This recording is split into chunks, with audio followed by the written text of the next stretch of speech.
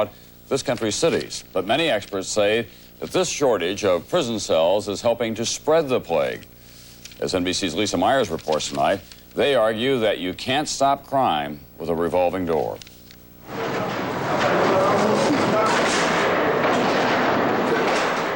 16-man cell, we got 25 people. In Dade County, Florida, this jail is at 142% of capacity this week.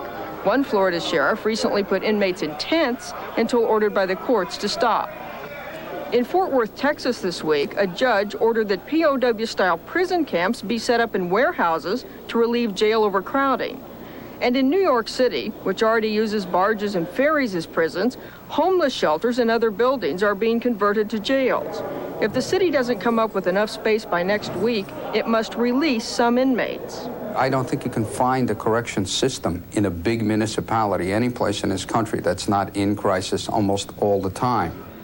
Last year, because of overcrowding, 16 states were forced to release inmates early. One example of the revolving door is 17-year-old David Ingram, charged yesterday for the murder of a Miami grocer who had waged a campaign against drugs.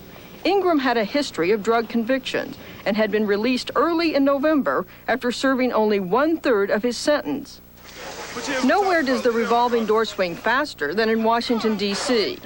Thousands are convicted of drug offenses, then put back on the street because there is no room in prison. What percentage of the people who are arrested on drug charges in this city actually end up in prison?